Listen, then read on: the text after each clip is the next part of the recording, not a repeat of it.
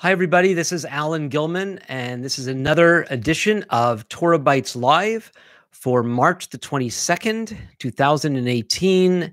It's 7 o'clock Eastern Time in Ottawa, the capital of Canada. And this is the first time that I'm trying a live broadcast on YouTube Live. The past few times I've used Facebook, now I'm using YouTube, so we're going to see what this is like. And feel free at any time to leave a comment or a question, and we'll see if I'll be able to get to it. And if I can to do it during the live broadcast, I'll do that. If not, I'll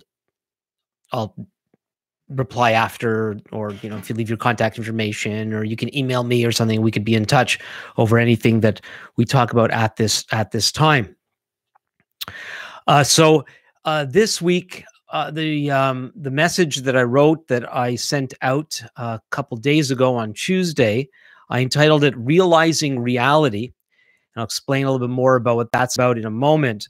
But the Torah portion this week is called in Hebrew Tzav, and it's taken from the third book of Moses, Vayikra in Hebrew. Leviticus is the English-ish name. It's chapter 6, verse 1 to chapter 8 and verse 36. In most English Bibles, it's chapter 6, verse 8 through 8:36. I've mentioned before how the most of the time, the Hebrew chapter and verse numbers and the common English chapter and verse numbers are the same, but there's few places where they differ because the common English Bible uses the numbering system from the early Greek translation of the Hebrew Bible called the Septuagint. So every now and then there's a bit of divergence. The content is the same, just the numbers are a little different. And that, in this case, this week, it also applies to the Haftorah portion, the special reading from the prophets. So the numbering in the Hebrew Bible, it's Malachi chapter 3, verses 4 through 24. And in English, in the English, common English Bibles, it's chapter 3, verse 4 through chapter 4 and verse 6. So in my message, Realizing Reality, the first thing that I attempted to do was try to correct a possible error that I made the week before. So the week before, in the message that I wrote, I made a comment that is quite common, and that is that there was no sacrifice in Old Testament days for intentional sin, that the only kind of wrongdoing for which there was sacrifice provided was unintentional sin. And I went to a verse in the book of Numbers, and I mentioned this in this week's message. In the book of Numbers, there's a reference to sinning with a high hand, and that's taken to refer to intentional sin. Then I got to this week's portion, and we see there that there's a list of things for which it says when a person realizes his guilt, there's a particular offering, a guilt offering, the special sacrifice to bring. And reading over the list of the type of wrongs, it doesn't really sound as if it's referring to things that are unintentional. It sounds actually quite intentional. So that contradicts what I said and what it seems a lot of people say about this distinction between unintentional and intentional sin, and that there's no sacrifice actually provided for unintentional sin. And that makes the sacrifice of Yeshua, Jesus, that much greater because he died for all sin. And I explained last time during the live broadcast how while there are connections, parallel similarities between what the Messiah did for us by dying for us, his death far surpasses anything that the sacrifices did in so many ways. But as I said, then I got to this passage, and it looks like there are offerings for intentional sin. The list includes things like deception and theft, lying, And these things don't sound as if they're things that could be unintentional. But what I also tried to explain this week in my message, and I don't know how clear I was, I'm going to try to be clear here, is it's possible that when people read the phrase realizing guilt that appears in the first paragraph of this Torah portion, when a person realizes his guilt, then he's to do certain things, he's to make amends as he's able, and then offer this special sacrifice. And so I wonder if people use this idea of realizing guilt as a way of thinking, well, then whatever wrong they did must have been unaware of it. If they're unaware of it, then it was unintentional. Therefore, then they have these appropriate sacrifices to bring. So eventually, they had done something, and then they realize they did wrong, and that's when they would realize their guilt. As I've worked through this, I've really wondered if there's a whole problem with the way some of us have tried to explain it in the past, that there's unintentional sin and intentional sin, because it's pretty clear that the scriptures want us to understand, God wants us to understand through the scriptures that wrong is wrong. And our level of awareness of what we're doing, while it does play a part, there's an issue, and it's kind of more psychological than it has to do with something directly from the Bible, but while the Bible still might help us to understand this, is that we're not even aware of what we're aware of. Human beings have an incredible capacity to ignore their actions. Like, I know some of us, and there's another thing I mentioned in the message, like some of us suffer from almost incessant guilt about everything and anything. And that's a very misguided way of looking at life. And I know there are many people that have that problem, and some people have it all the time, and some people have it every now and then, where we feel guilty about something that we shouldn't feel guilty about. But at the same time, it's amazing how we could be involved in things that are wrong and be cut off from an awareness that perhaps we have, but somehow we cover that over. Is all to say, I don't know how in touch we are with our own psychology. I don't know how in touch we are with our consciences. And that's why when people later on realize guilt, it's often so obvious. It's something like we knew it was there. We had the niggling kind of sense that that thing we did, the thing we said, how we handled the situation, how we approached it, our intentions, our desires in something, that when we come to that place of realizing guilt, it's like the lights go on, but prior to that, it's as if we saw what these things were in a sort of fuzzy way. And so this realizing guilt is a way to express not simply, oh, I didn't know that was wrong. Oh, really? That was wrong? Oh, I guess that was wrong. Realizing guilt is when our eyes are fully open and we really get in touch with what it was that we actually did. And it comes to that place where we can actually respond to it. And we're going to talk about that a little bit more in a moment, because the passage actually gives the person who realizes their guilt something to do and a way to respond to this realization. Now, I do understand like how we can do something that might be objectively wrong, and we don't know that we did it. I use the illustration of not seeing a stop sign. Going through a stop sign, gets stopped by the police. Mentioned about going through a stop sign, and might say, "Oh, officer, I didn't see the stop sign." Now, there are cases where a stop sign could be obscured, and so we really don't see it. But if the sign is not obscured, then we really have the responsibility to notice the stop sign.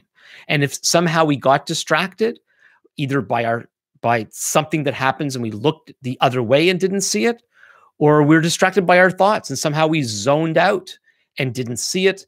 There's still a sense in which once we get behind that wheel, we're responsible to notice the traffic directions, the stoplights, the signs, the pedestrians, and other situations that we're supposed to respond to.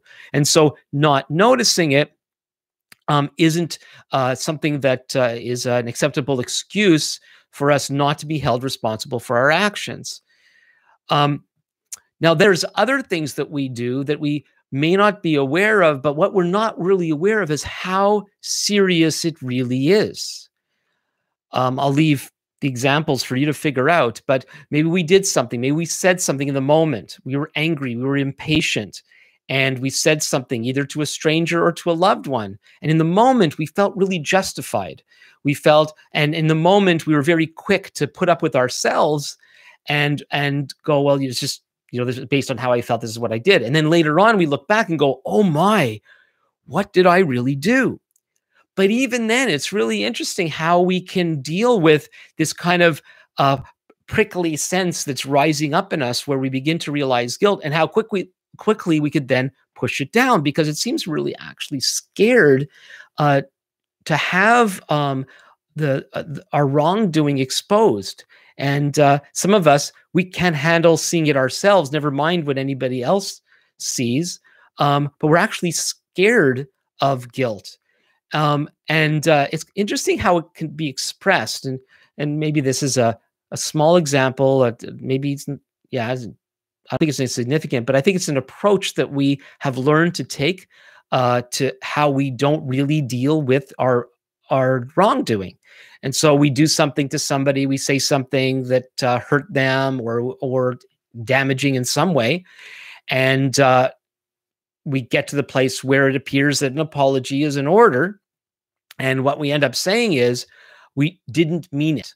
We go, I'm really sorry for that. I didn't mean it. Well, what does that mean? I didn't mean it. Now, I imagine if I was walking down the hallway and somehow I didn't notice that your foot was there in your beach sandals, and I didn't realize that you had a sore toe, and I was wearing heavy boots, and I stepped on your toe, and you started screaming out of the pain. And I look back and I feel terrible for what happened. And certainly I didn't start off going down the hall looking for your damaged toe with this great desire to damage it further. In fact, you're the last person in the world that I would want to cause any pain to.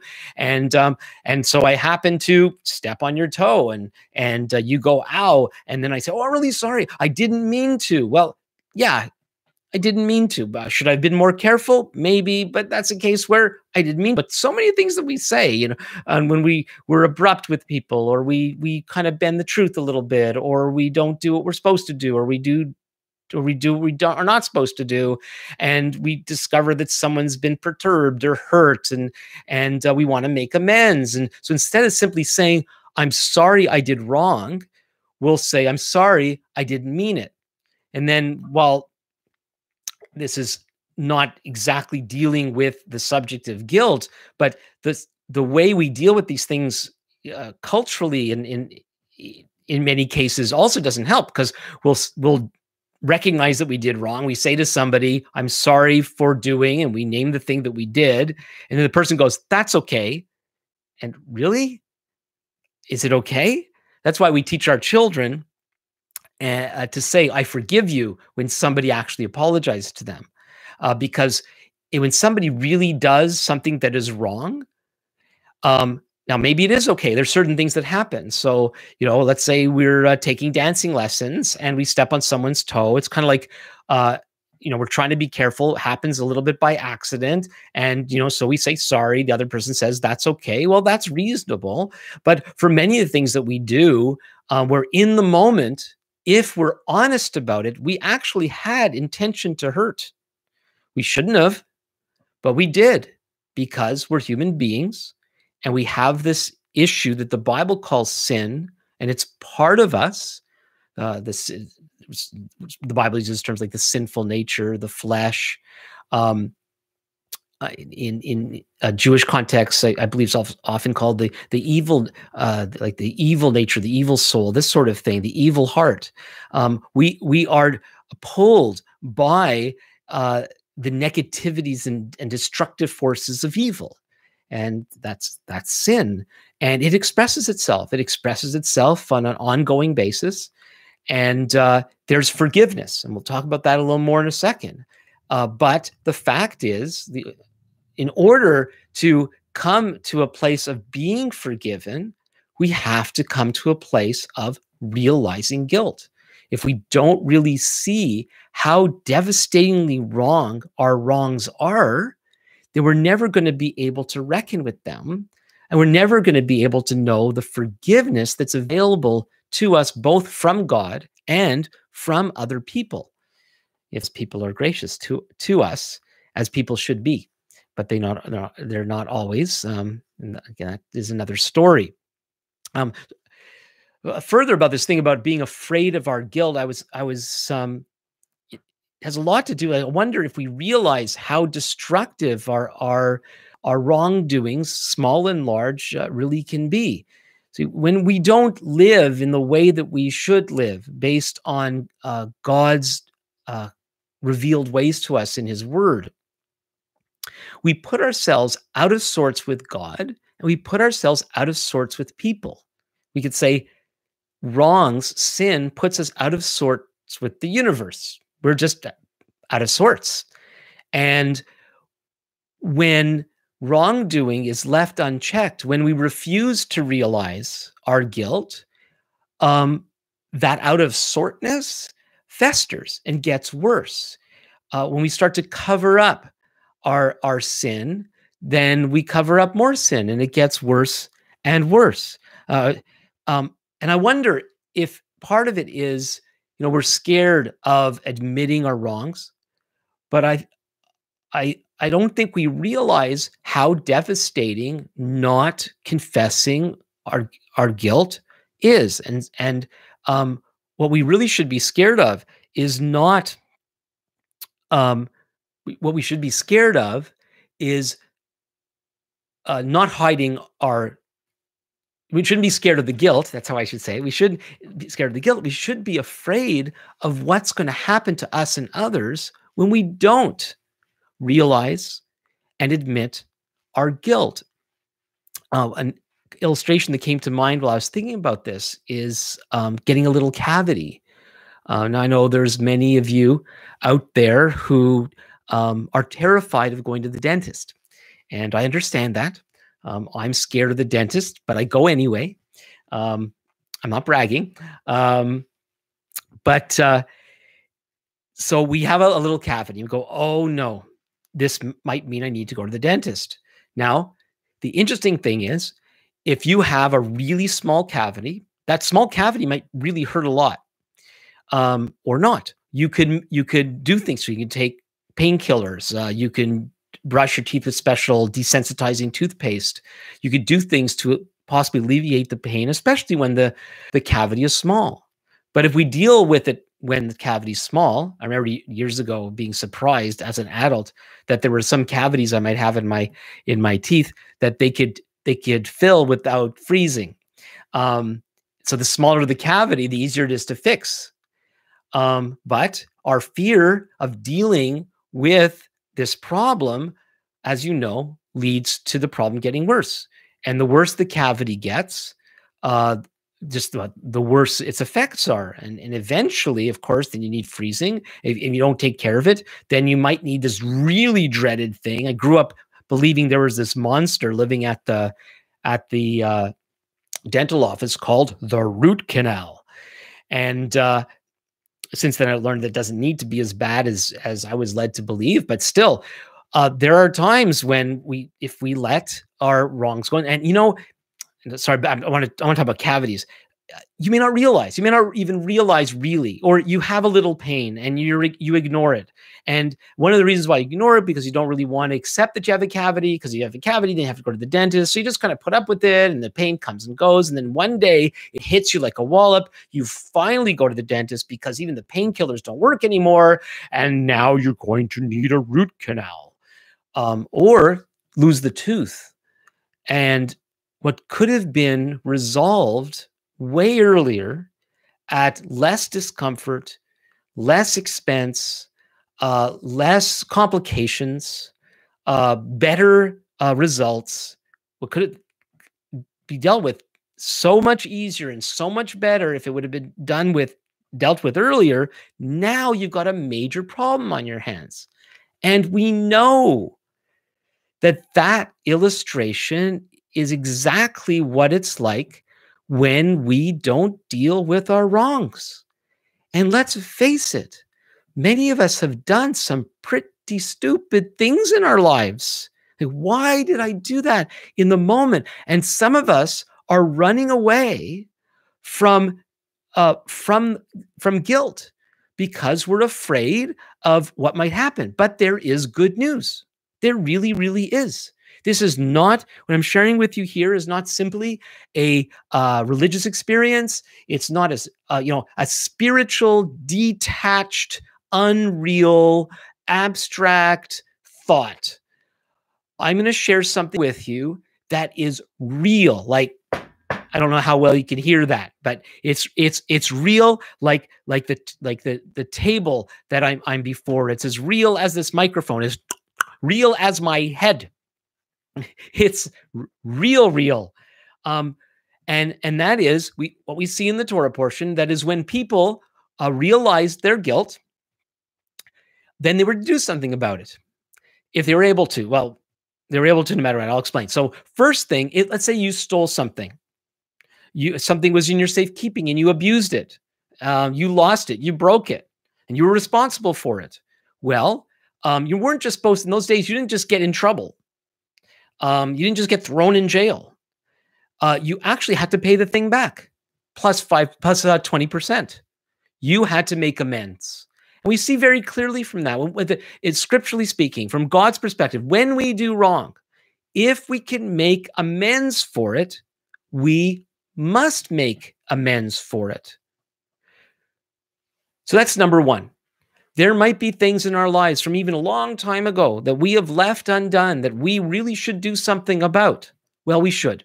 Well, but if I bring it up, I might really get into trouble. Well, the fact is, if you don't deal with it, that cavity is going to fester until you've got a cavity in your heart bigger than you can deal with. And in God, there's healing. In God, there's recovery. But the longer we wait, the more painful it's going to be. But the best time to deal with guilt is when you realize it. When you come to that place where you really realize that it is as bad as it is, and it really does need to be dealt with. And then you go deal with it.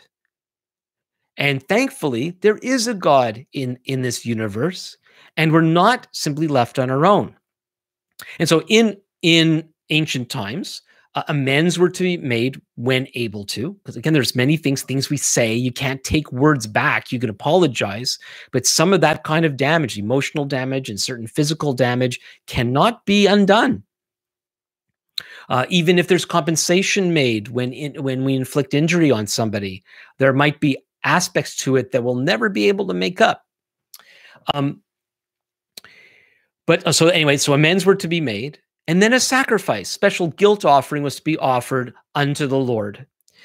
And so there were two aspects to this. There was do what you can among those that you did wrong, get practical about it, and acknowledge to God that you did wrong and realize that ultimately any offense against human beings is an offense against our Father in heaven.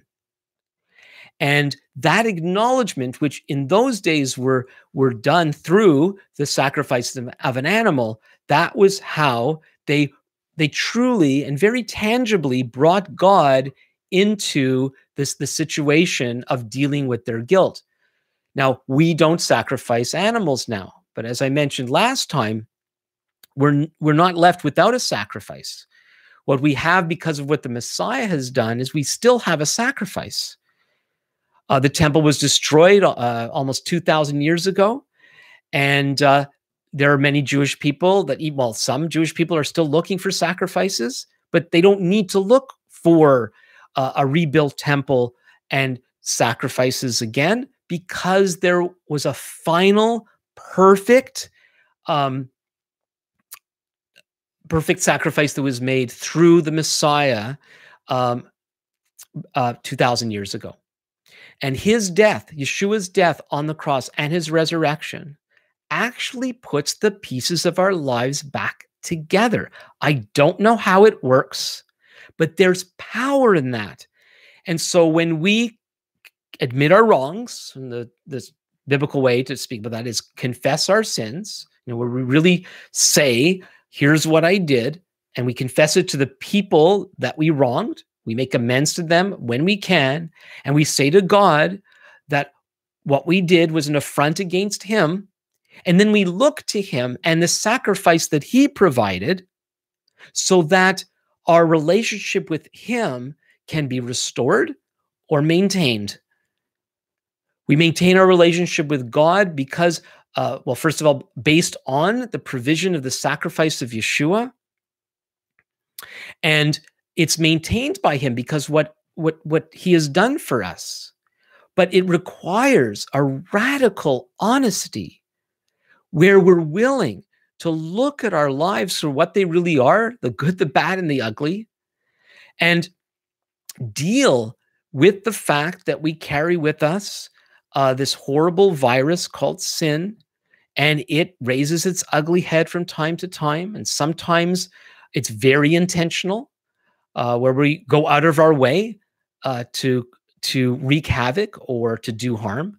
Other times it seems to be almost completely unintentional, but it's part of our human nature at this time until Messiah returns and brings about the resurrection of the dead. But until then, this is going to be a fact of life. And in order to be able to deal with it effectively, we need to be open and honest about it and allow ourselves to realize our guilt. Don't hide away, and deal with it. And if we do our part and look to God and confess our sin to him, as the Bible says in 1 John chapter 1, verse 9, he is faithful and just to forgive us our sins and cleanse us from all unrighteousness. Now, if these kind of words are new to you, they sound religious, they sound very spiritual, but think about it, and cleanse us from all unrighteousness. That there's a sense in which that when we are engaged in things that are morally wrong and spiritually wrong, it creates this this filthiness, and it's a real thing. It affects our lives. It burdens us. It drags us down. It breaks us. God is able to Humpty Dumpty together again. That when we fall off the wall, whether we jump out of our foolishness or out of nearsightedness, or we find ourselves slipping up and we find ourselves on the ground, cracked up, no joke, God, through his son, provides one of the greatest miracles of all time. He could put pieces back together that human beings, including ourselves, could never, ever do. Let's see if I've covered everything. We're nearing the end of our time. Yeah, and it's the reason why that I called the message Realizing Reality. I actually like the process of coming up with a title in my TorahBytes, and I can't say I was actually that happy with it. But the point is very clear. There really is reality. I know a lot of people talk about, making up your own truth. Reality is what you make it. But there's a reality that we need to bring our lives into a line with. And God is the definer of that reality. And the way we actually live a life of reality is agreeing with God's assessments of life, his objective standards. And so it's possible that we're actually struggling with guilt because we're not willing to accept that some of the things that we've done were actually wrong. We think that some of God's standards are passé, that they were for another time.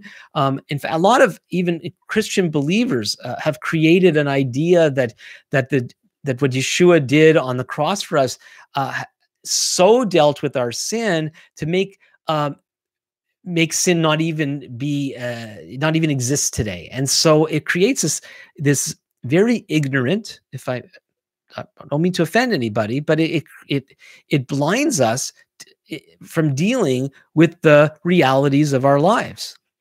And so we need to be able to look at life for what it is, even when it scares us or it intimidates us or we just don't want to deal with it. But the the more we're willing to look at the truth right in the face and deal with our lives as they really are, the better it's going to be for everybody. And some of us are crawling on the ground when we actually could be flying. And you might think that you're not worthy to fly anymore because of how you've handled things and because of the ugliness that you feel that you possess. But there really is freedom, and you don't have to beat yourself up to be free. You simply need to get honest about yourself and about your life and give that to God. And then also, and again, face the things that you can face with people and deal with what you can deal with. And God will help you experience an incredible, incredible freedom. All right. Next week in my TorahBytes message, actually next 2 weeks, we're going to be doing special messages for Passover. When certain Jewish holidays fall on Shabbat, on the Sabbath, the normal Torah portion is held off till the next time. And the special days of Passover, the beginning and the end of Passover week, falls this year on Shabbat.